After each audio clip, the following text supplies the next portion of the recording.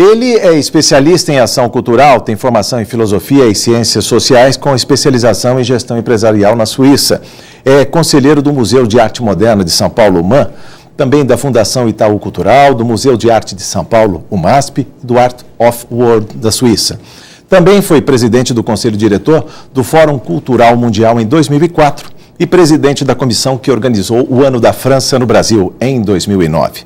O Arena Livre tem o prazer em receber Danilo Santos de Miranda, diretor há 28 anos do Departamento Regional do SESC São Paulo. Vamos falar sobre os recursos e o fomento à cultura no Estado e conhecer o modelo SESC neste setor. Conosco, neste Arena Livre, os deputados Hamilton Pereira e Adriano Diogo, ambos do PT. Um prazer recebê-los em nosso estúdio, senhores deputados. Prazer em receber o professor Danilo. Em participação previamente gravada, a deputada Leci Brandão, do PCdoB. Antes de mais nada, eu queria que o senhor falasse um pouco da cultura ou do mundo do SESC, para quem não conhece os centros, as unidades do SESC, e como é trabalhar a cultura, a arte, o lazer, os espetáculos, por esse estado afora. Um prazer recebê-lo. Bom, é um prazer muito grande estar aqui também. O SESC é uma instituição criada pelo empresariado do comércio nos anos 40 do século passado e tem a sua representação autônoma, regional, em cada estado, com características adequadas e a cada estado, de acordo com as suas condições e com os seus recursos. No caso de São Paulo, o SESC de São Paulo tem 33 unidades espalhadas na capital e no interior de São Paulo, e realiza um trabalho voltado para a construção da cidadania, eu diria, através de um processo de educação permanente, que usa, sobretudo, como, digamos, ferramentas fundamentais a cultura, o lazer, o esporte inclusivo, a atividade voltada para a saúde, para os idosos, para a criança, sempre numa perspectiva educativa, ou seja, sempre numa perspectiva em que o trabalho feito mostra, indica, proporciona, ajuda a refletir, a melhorar o padrão de vida das pessoas, a transformar a vida das pessoas e, naturalmente, tem todos os recursos para isso, os recursos financeiros que vêm das empresas, os recursos financeiros que, além de vir das empresas, são controlados pelo Estado e devem dar conta do resultado que tem que fazer. E, naturalmente, tem também pessoas preparadas, equipamentos adequados, e faz isso nessa perspectiva educativa, sempre. Nós não somos uma rede de casas de espetáculos, nós não somos uma rede de academias de ginástica, nós não somos uma instituição, nem mesmo uma rede de clínicas, por exemplo, odontológicas, embora tenhamos tudo isso como parte do nosso processo de atendimento da população, sobretudo a população dos trabalhadores do comércio e de serviços, a população em geral, e temos essas estratégias voltadas, sobretudo, para a cultura no sentido bem amplo, a cultura não apenas das artes do espetáculo, mas a cultura enquanto, digamos, indicação de uma vida melhor em termos ambientais, em termos sociais, em termos gerais e culturais e até econômicos também. Deputado Hamilton Pereira, sua primeira intervenção, muito bem-vindo. Pois não, saudar você, Jorge, e toda a equipe na TV Assembleia, porque a TV Assembleia está sempre inovando, né? Beleza. Sempre trazendo aqui pessoas ilustres e que abordam os mais variados temas. Isso é bom para os nossos telespectadores. Saudar o nosso professor Danilo, que vem aqui para falar sobre cultura. Saudar o deputado Adriano Diogo, esse grande amigo da gente, né? E dizer o seguinte, professor Danilo, eu tenho um mandato que interage muito com o interior do Estado. Claro. Né? Todo município tem a sua secretaria ou diretoria de saúde e tal. E os produtores de cultura do interior, principalmente os produtores de cultura local e tal, reclamam sempre que o poder público trata a cultura como uma espécie de primo pobre das políticas sociais, né? Geralmente o orçamento para a cultura é menor, né? A importância do poder público em termos orçamentários dedicados à cultura é menor. Como é que o senhor tem visto isso? Quer dizer, imagino que numa carreira tão longa, em contato com a cultura e fazendo interface com os agentes culturais, também os agentes públicos, não é? Prefeitos, governadores de estado e tal, eu gostaria depois que o senhor abordasse um pouco como é que tem sido essa relação e como o senhor vê a importância da cultura, não é, nesse mundo em que o senhor transita há 28 anos. Certo. Meu caro deputado, esse ponto me parece transcendental. Eu gosto muito esse discurso, digamos, muito frequente da importância da educação e da cultura, que para mim são duas facetas de uma mesma realidade. Eu acho que a cultura ela tem a mesma importância que a educação, porque nós entendemos a educação no sentido da educação regular, mas a cultura é que passa essa ideia da educação permanente, a que vem antes da escola, que passa pela escola e que vai depois da escola. Muito bem. Como o senhor disse muito bem, existe uma mentalidade de que a cultura é uma coisa muitas vezes ligada à elite ou ligada apenas a uma parte da população que tem interesse nas artes, nos espetáculos, na música, no teatro, na dança ou coisa parecida. É uma visão muito falsa e perigosa. Por quê? Porque a cultura é muito mais abrangente do que isso. A cultura diz respeito a tudo que nós fazemos. Se nós falarmos, por exemplo, das atividades que nós temos na interação com os outros, o domínio da língua, a questão da relação com o próprio entorno, a visão que nós temos da nossa sociedade, tudo isso faz parte da cultura e, claro, a cultura das artes, sobretudo algumas artes nas quais nós temos uma ligação mais intensa, como, sobretudo, a música, o teatro, a dança, menos a dança também, as artes visuais, tudo isso são expressões máximas da cultura, mas elas, naturalmente, só expressam aquilo porque fazem com que a gente eleve um pouco o espírito e trabalhe numa perspectiva que vai além do material. Eu diria que nossa perspectiva, em geral, é de uma evolução. Apesar de todas as dificuldades, eu diria que nessa experiência toda de vida ligada a esses assuntos, antes era mais difícil convencer as pessoas do que hoje. Hoje, com mais força, a gente percebe que as pessoas estão mais atentas, mais interessadas, e nós temos uma facilidade, uma tecnologia que cada vez mais chega a todos os lugares. Hoje em dia, com muito mais facilidade, as pessoas têm alcance à informação, aos meios de comunicação, a todas as possibilidades de conhecimento. Então, isso tem facilitado muito e tem feito perceber o interesse grande que a juventude, que mesmo as populações mais maduras, têm tido no sentido de ver a cultura como algo mais importante. Eu tenho muita experiência, eu tenho uma visão muito otimista com relação a esse aspecto.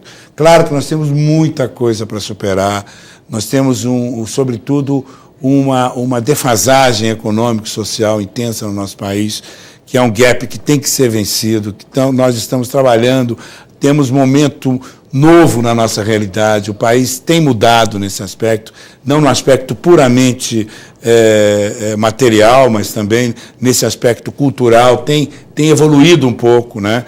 Eu acho que tem que haver um esforço maior do ponto de vista cultural do que o esforço que tem acontecido para que acompanhe o desenvolvimento material. Acho que é importante o material, o econômico, a produção, a educação para a produção, a educação para render, para a mão de obra, etc., etc. Mas não podemos esquecer que, além disso, nós temos que preparar pessoas capazes de ter valores, de enxergar a realidade de uma maneira um pouco mais completa, de respeitar o outro, de saber que o outro é um ser humano com os mesmos direitos que eu. Para mim, a grande evolução da humanidade não é conquistar a tecnologia cada vez mais. A grande evolução da humanidade é perceber que as pessoas são portadoras dos mesmos direitos. Esse é o grande avanço. E isso a cultura, teatro, a música, a dança, as artes visuais e muito mais outras outras formas de comunicação, tem feito um esforço grande de humanizar um pouco mais as nossas relações e tornando as pessoas mais capazes de entender uns aos outros e de saber que somos todos iguais. E somos todos iguais efetivamente. Ninguém é mais do que ninguém. Nem o homem, nem a mulher, nem o branco, nem o preto, nem o que nasceu aqui, nem o que nasceu ali. Essa é a essência e essa é a grande lição que a nossa sociedade, especialmente a sociedade brasileira, que é formada por gente do mundo inteiro, que tem todas as formações raciais possíveis aqui, tem demonstrado para o mundo. A experiência que a gente tem tido no contato com outros povos, outras civilizações, é o respeito que no Brasil, apesar das dificuldades econômicas, apesar de termos uma quantidade maior de pessoas pobres de determinadas raças, sobretudo provenientes das raças negra e indígena, sobretudo, que são os mais pobres da população brasileira. De qualquer forma, isso não é suficiente para dizer que aqui somos diferentes. Claro que temos muitas questões para resolver, mas a evolução é grande, então eu acredito que nós estamos avançando. E, sobretudo, isso é um exemplo que eu vejo aqui, através do amigo Adriano Diogo e do deputado Hamilton, também amigo, e dos demais, é que os políticos estão começando a perceber a importância dessa realidade. Deputado Adriano Diogo, uma satisfação em recebê-lo no nosso Arena Livre. Sua primeira intervenção, sua pergunta a Danilo Santos de Miranda. Então, professor, eu gostaria de perguntar tanta coisa, mas vou perguntar alguma coisa bem sintética para o senhor poder falar bastante. Professor, e o Soleil, hein? Porque acho que o ano da França no Brasil foi a coisa mais espetacular. Foi marcante. Foi marcante. Nós tivemos... E aí tem um pouco a ver com isso que eu falava agora há pouco. O que nós aprendemos da França? Um teatro de excelente nível, uma visão importante da questão do seu patrimônio histórico e cultural. A França tem a sua maior fonte de riqueza no turismo. E o turismo da França é, sobretudo, um turismo de ordem cultural, não apenas do seu patrimônio histórico, como da gastronomia e da moda. Portanto, é tipicamente cultural, vinculado à indústria criativa, sobretudo isso. Então, a França é um país tipicamente que vive da cultura como essência da sua vida. Tem muito a nos ensinar? Tem, mas tem muito a aprender. E sabe aonde é que ela aprende? Nisso que nós falávamos agora há pouco. Nessa capacidade de um país como o nosso, com a riqueza que nós temos, nos entendermos da maneira como nós nos entendemos. Se você levar em conta que a França enfrenta questões raciais graves, da convivência com as suas antigas colônias, que pelo seu passado colonial, que nós temos como colonizado e não como colonizador, né? O Brasil é um país que foi colonizado, não é colonizador. A França não é um país colonizador. Está pagando um pouco esse preço agora. Então, eles perceberam a importância da nosso vínculo com a periferia, a valorização que nós temos com relação a isso. O país todo valoriza a periferia? Não é o país todo que valoriza a periferia, mas cada vez nós estamos olhando mais a nossa periferia. Nós estamos vendo que ali se constrói, ali se produz, ali existe uma cultura própria, ali existe gente capaz de poder propor medidas para o país. Então, eu fico muito impressionado com isso. O Soleil, esse teatro de Soleil que teve conosco recentemente, não o Circo de Soleil, que também tem sua importância, mas é uma outra coisa. O Teatro de Soleil de Ariane Mishkin foi um exemplo extraordinário de um trabalho coletivo com um resultado fantástico do ponto de vista estético, do ponto de vista cultural e, sobretudo, do ponto de vista educacional. As pessoas que vão lá aprendem. Isso que é o mais importante. Professor, quem também quer dialogar com o senhor é a deputada Leci Brandão, do PCdoB. Vamos ouvi-la. Diretor Danilo, eu queria dizer da minha honra de, enquanto artista, né, que eu já sou há 37 anos, tive grandes oportunidades de me apresentar em diversas sedes do SESC, não só no estado de São Paulo, mas também no Rio de Janeiro, de onde eu sou oriunda, né? Sabemos que o SESC presta um grande serviço cultural na medida em que todas as pessoas que têm a carteirinha, né, e são pessoas do segmento popular, e eu sou uma artista popular, podem ter oportunidade de assistir não só o tipo de arte que a gente faz, como todos os segmentos artísticos, até porque o Brasil é o país da diversidade, é um país que tem uma cultura, e o SESC tem dado essa oportunidade. Eu me lembro que, se eu conheço uma grande parte do Nordeste deste país, foi em função de um show que eu fiz no SESC, no estado de Alagoas. E a partir daí eu fui convidada para cantar em outros estados. Então eu tenho que fazer esse agradecimento publicamente. Queria que o senhor desse a sua opinião, a sua reflexão, porque é que quando a gente, agora quem está falando é a parlamentar, busca todos os meios para que haja um percentual significativo, um percentual com dignidade para a cultura, para o orçamento do Estado, a gente não consegue um resultado positivo. É uma luta que já é antiga. Eu acabei de chegar aqui na Assembleia e fiz até uma reunião com a minha assessoria, quando eles me falaram qual era o percentual para a cultura no estado de São Paulo. Afinal de contas, se esse estado aqui é o estado que economicamente é o mais importante da nação brasileira, é o estado que tem uma arrecadação, né, fantástica, não dá para a gente entender por que é que, na hora de se destinar o orçamento para a cultura, parece que é algum absurdo que a gente está pedindo. É uma questão delicada que a deputada Alessi Brandão traz. Em primeiro lugar, eu gostaria de render minha homenagem também a essa grande artista popular proveniente do Rio de Janeiro, que está aqui em São Paulo nos ajudando a entender e a colaborar para a melhoria do nosso Estado, naturalmente do país inteiro. Portanto, é uma pessoa realmente que merece maior consideração. O problema que ela nos traz, a questão do orçamento público voltado para a cultura, é uma questão antiga no nosso país.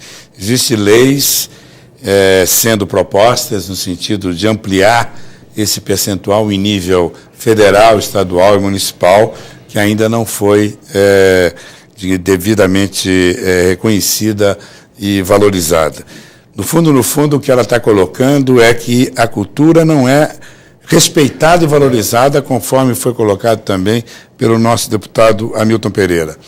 O que nós observamos com relação a isso é que, embora se evolua, a gente tem leis de incentivo em nível nacional, em nível estadual, várias cidades também têm, há um crescimento dessa percepção da importância de ter mais recursos para a cultura, ainda não é suficiente.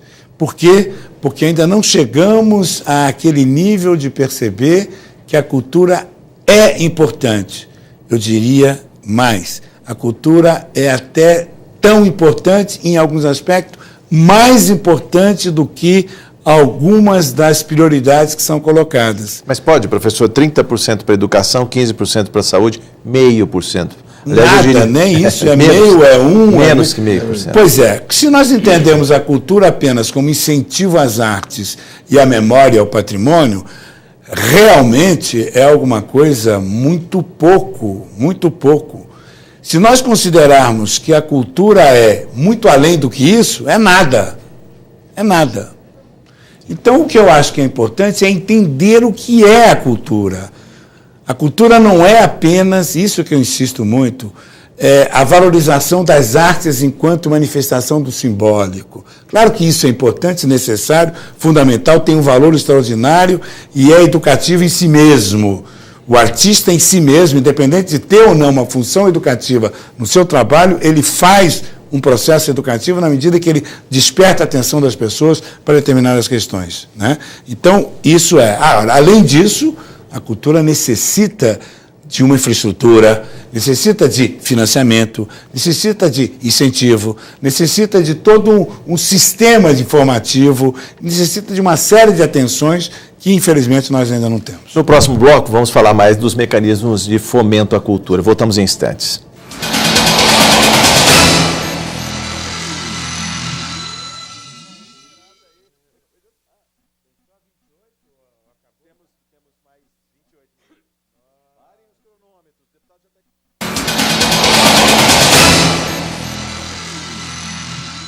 Estamos de volta no Arena Livre, hoje conversando com o diretor regional do SESC São Paulo, Danilo Santos de Miranda. Em nossa companhia, nesta arena também, o deputado Simão Pedro, do PT. Uma satisfação recebê-lo conosco, deputado. Sua primeira intervenção, por favor.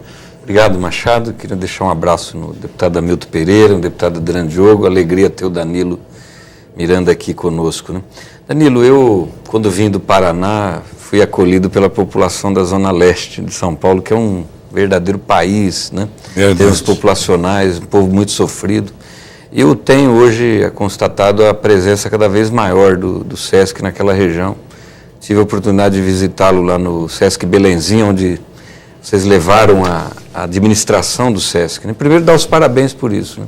Aquela maravilha que é o SESC lá em Itaquera, com tudo que permitiu de oportunidade para o nosso povo ter acesso ao lazer, à cultura, né?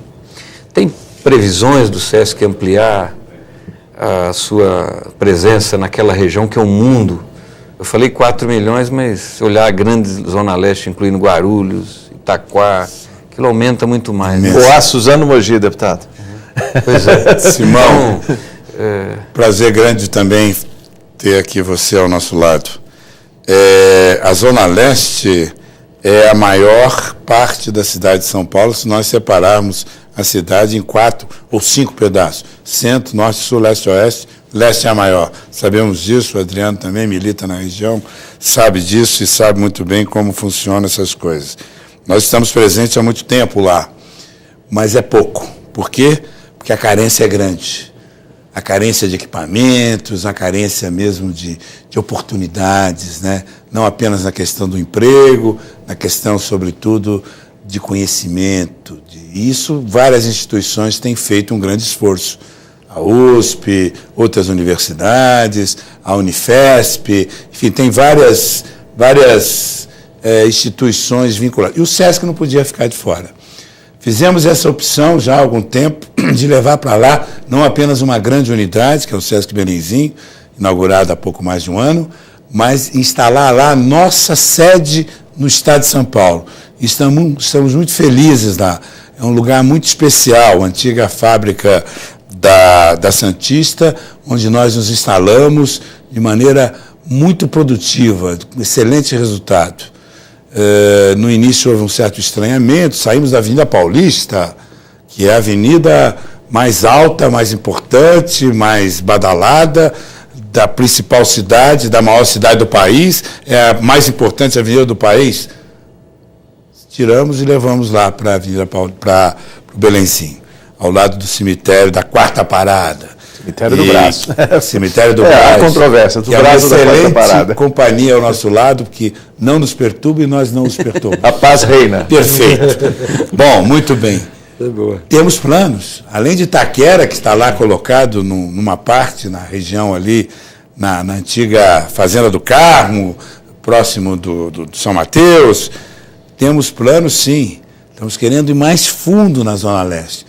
Visitamos umas áreas já recentemente, lá para o lado do Itaim Paulista, na Avenida Marechal Tito. Estamos conversando com algumas instituições, enfim. Gostaríamos muito de instalar mais uma unidade lá o mais breve possível. Por quê? Porque sabemos da importância daquele mundo fantástico. É uma cidade à parte. Eu tive a oportunidade recentemente de circular por ali e vi como realmente existe uma vibração, existe um outro São Paulo ali, uma outra São Paulo, que a gente não se dá conta. Quem está acostumado com Jardins, Centro, Higienópolis, Pacaembu, e no máximo aqui até, digamos, Ibirapuera, Vila Mariana, não faz ideia do que seja a Zona Leste, aquele canto ali, aquela região do Itaim, um pouco depois da Penha, aquela região toda. Então, nós estamos verificando que temos muito que fazer, muito que fazer. E esse plano realmente existe, sim. Deputado Hamilton Pereira. Eu gostaria de fazer um relato primeiro, né? E vocês vão perceber onde é que eu estou querendo chegar. Cidade de Salto, vizinha de Itu, que nós não podemos falar Salto de Itu, porque senão eu sei, a gente eu conheço. cria uma animosidade ali, né? Há um problema A cidade de Salto, a administração do município de Salto, ela relacionou todos os pontos históricos do município. Desde o Marco Zero, de onde nasceu o município, em frente à Matriz, e depois fez um memorial do Rio Tietê, pela importância, né, o próprio nome da cidade já diz, Salto, fez um memorial fantástico do Rio Tietê, contando a história do Rio Tietê, desde a sua nascente até onde o Rio Tietê deságua no Rio Paraná, todas as eclusas, inclusive. É uma visita, quando você vai lá, é uma aula de história, aquele memorial. E, mais recentemente, por último, recuperou o Teatro Giuseppe Verdi e o Museu da Cidade. Olha. Para tudo isso, quem não se lembra quando o presidente Lula falou que o problema dos municípios, a maioria dos prefeitos e tal, era não saber pedir. E o Lula, inclusive, explicava que saber pedir é saber elaborar projetos muito bem definidos, com objetivos muito claros e tal. Salto se esmerou nisso. Maravilha. Fez inúmeros projetos de recuperação. Hoje, a cidade histórica de Salto, você chega na cidade, tem lá um prospecto que fala de cada ponto desse, você visita, é uma maravilha. E, para tudo isso, corroborou, né, a Petrobras. Maravilha. Eles enviaram esses projetos para a Petrobras mandou visitantes lá para constatar todos esses pontos e o que se pretendia fazer e depois destinou recursos, né? Então eu fico imaginando o seguinte, nós já falamos aqui, você, Danilo, provocado, inclusive, falou sobre a dificuldade orçamentária, né, para a cultura neste país. Seria possível uma composição, né, de tal monta que assim, os municípios, os poderes públicos municipais, os estados, o próprio SESC, claro, a Petrobras se comporem para resgatar a importância da cultura, como você disse, tão importante ou mais até do que muitas das políticas públicas reclamadas hoje, né, nesse país.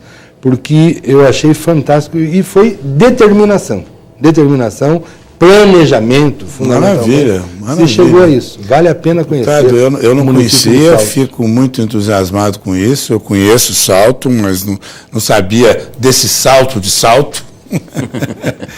E, inclusive, eu tenho até uma certa relação com a região, porque eu fui noviço dos jesuítas ali em Itaici, próximo de Salto, próximo de Indaiatuba, onde fazia o cruzamento da Sorocabana, da linha que ia de Jundiaí para Piracicaba, e, se não me engano, ia de Campinas para o lado de Mairim, que é coisa parecida. Enfim, ali era o cruzamento, em Itaici, onde era o noviciado dos jesuítas. Então, conhecia Salto e tinha uma relação tanto com Salto, quanto com Itu, Indaiatuba, aquela região toda ali.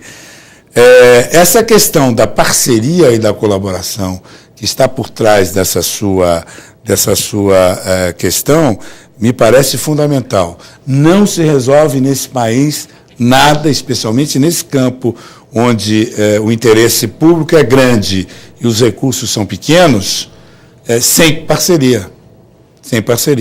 Então, o SESC não realiza nenhum projeto no interior sem a parceria com a prefeitura. Todos os terrenos do SESC, inclusive em Sorocaba e em todas as cidades onde nós nos instalamos no interior de São Paulo, são em terrenos provenientes da doação da prefeitura. Aliás, nós temos que agradecê-lo. Exatamente. Vamos inaugurar Sorocaba em breve. Fantástico. Em breve. Está terminando a obra. Estamos lá instalados provisoriamente, mas vamos nos instalar definitivamente na nova obra lá em Sorocaba. E isso já vai ser feito proximamente. Mas isso que eu queria dizer, essa vinculação, Jundiaí também estamos inaugurando, mais um pouco para frente, temos outros terrenos sendo doados pelas prefeituras para que a gente possa realizar. Então, essa parceria com a prefeitura é indispensável.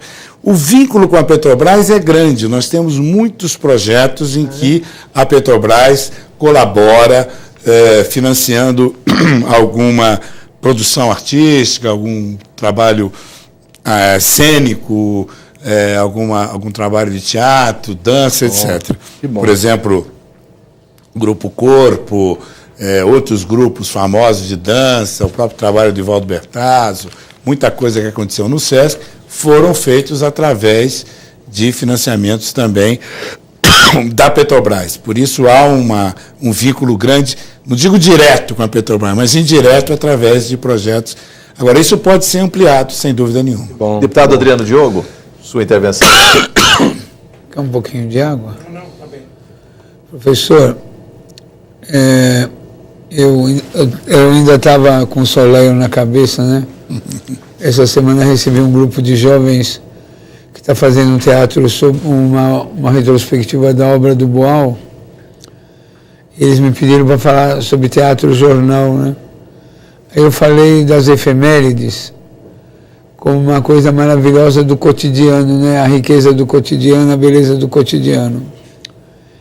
Mas enquanto o senhor estava falando, eu estava lembrando de tanta coisa aqui, Federação do Comércio, posições políticas, né?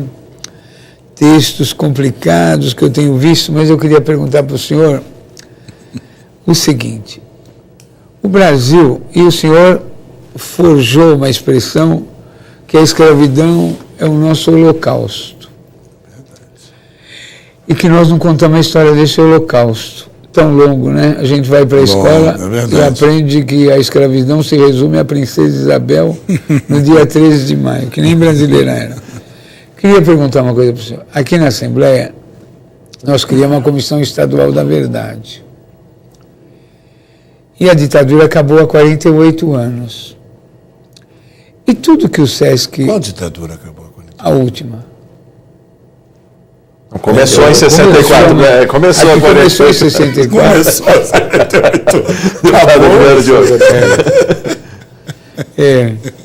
A que começou em 64, terminou em 84 oficialmente. Verdade. Né? É verdade. Temos resquícios até hoje, mas... Embora tenha os resquícios que aparecem a cada momento do cotidiano do povo brasileiro, mas principalmente a resistência seguida de morte.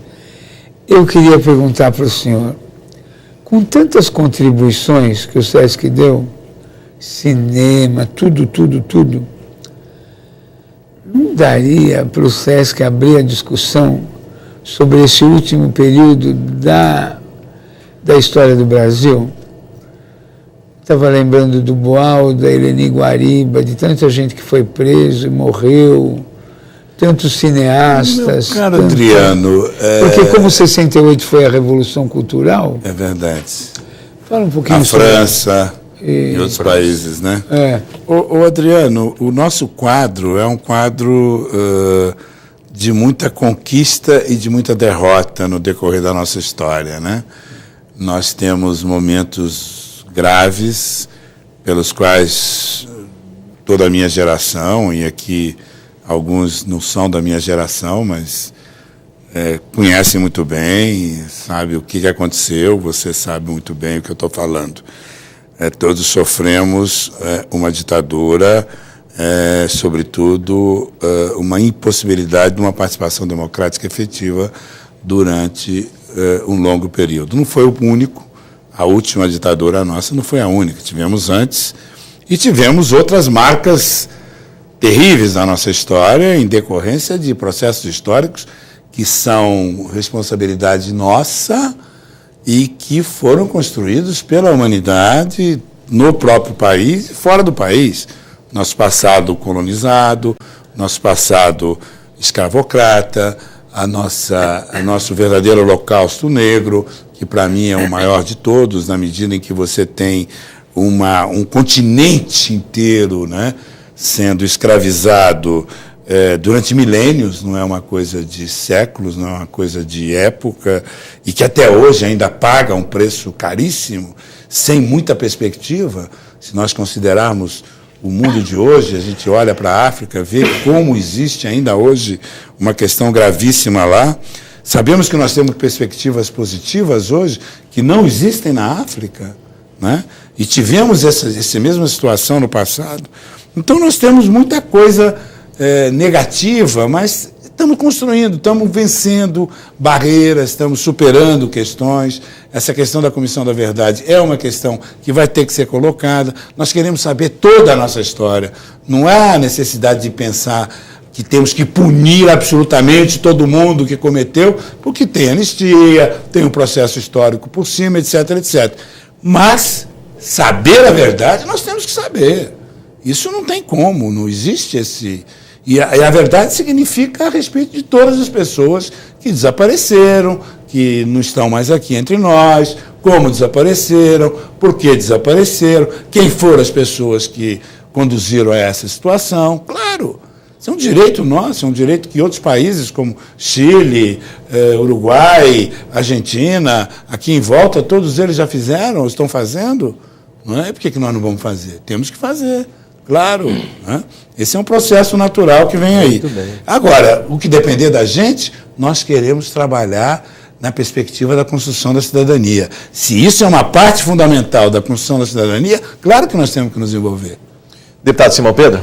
Até porque, Danilo, o deputado Adriano, até porque conhecer a história e aquilo que nós constatarmos que foi negativo para que não se repita, claro, ou que a gente possa claro, ir superando e combatendo os resquícios, como o deputado Adriano constatou, que, e você também, como ainda existe, né?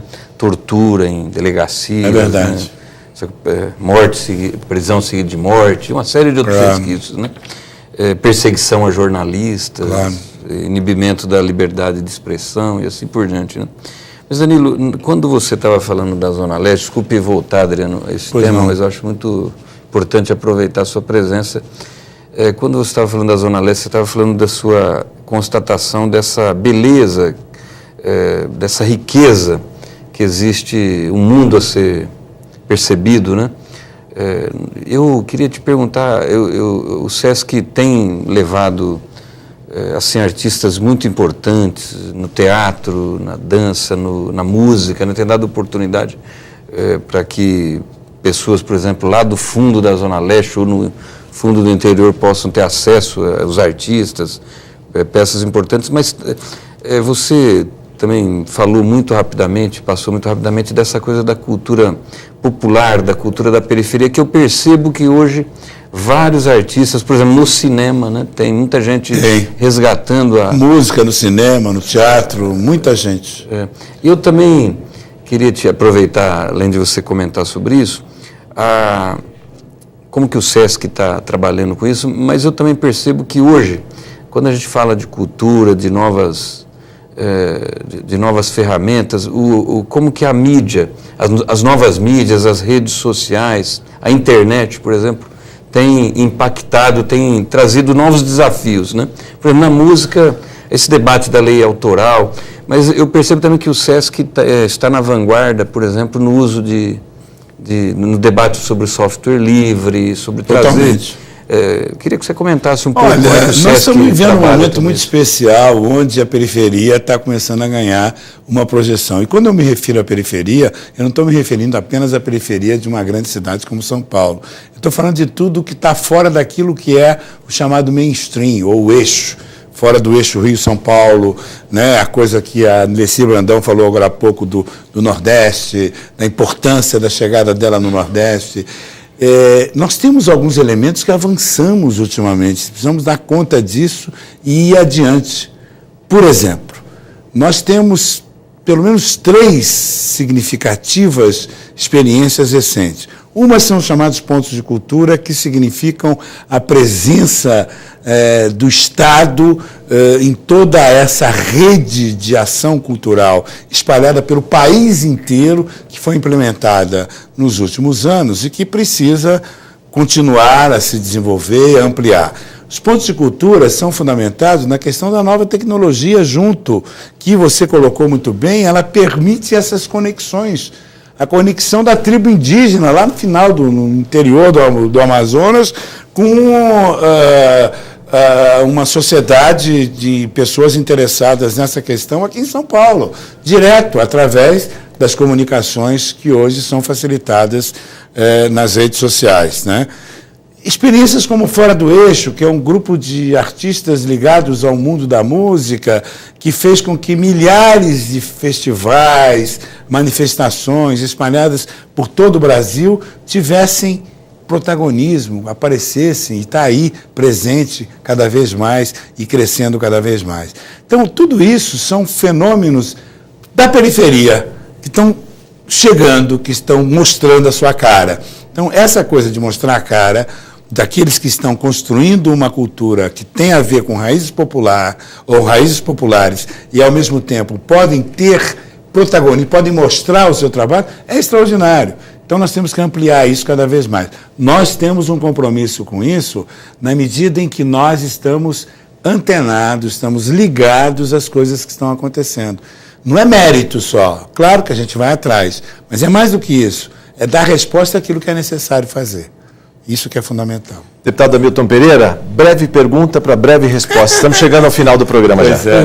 Notei. Que pena. Na sua primeira fala, você falou sobre essa heterogeneidade do Brasil, essa Fantástica. coisa fantástica. Né? Eu venho lutando há bastante tempo por um projeto que cria um programa estadual de doação de medula óssea. E as pesquisas, por conta desse projeto, acabaram me desnudando essa realidade aqui do Brasil. O Brasil é possivelmente o país de maior miscigenação de raças do planeta. Eu também acho isso. Por isso que há essa dificuldade do paciente encontrar alguém da sua compatível. Exatamente. Mas, ao mesmo tempo, isso oferece para nós, né, uma oportunidade do ponto de vista cultural a mais diversificada, a mais heterogênea, provavelmente, do mundo. Né? Eu acho que a nossa diversidade cultural, né? Tem a biodiversidade e a nossa diversidade cultural. Exatamente. É fantástico, deputado. Eu reconheço isso como algo muito especial. É o nosso grande asset, a nossa grande riqueza, o nosso grande ativo, né? Acho muito importante, sim. A brevíssima pergunta do deputado Adriano Diogo, antes das considerações finais. O senhor acha que vai dar para superar? Eu acho que a educação não serve para nada, a educação formal. Que é a única coisa que faz... Serve, ensina a ler, a escrever, a entender assistir televisão. Então,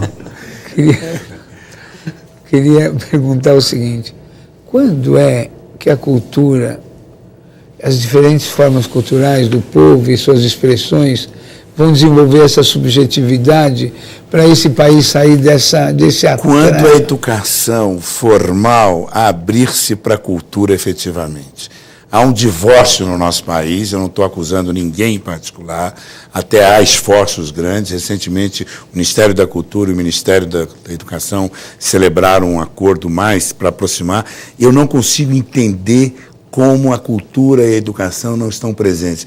Um país como o nosso, que tem uma comunidade ligada à educação formal de mais de 50 ou 60 milhões de pessoas, entre alunos, professores, funcionários, em todas as carreiras, em todos os níveis de baixo, até do pré-escola até o pós-doutorado, digamos assim, se junta uma multidão, nós temos um consumo cultural baixíssimo, não é? Do livro, da música, do teatro. Por quê? Porque a educação formal não prepara, não induz, não leva o indivíduo, não tem vínculo uma coisa com a outra. Para mim, esse é o maior problema. O dia que a cultura, de modo geral, estiver inserida, envolvida, colocada no modelo educacional, efetivamente, para valer, em todos os sentidos, saindo das amarras dos processos educativos formais rigorosos, indo para a busca de uma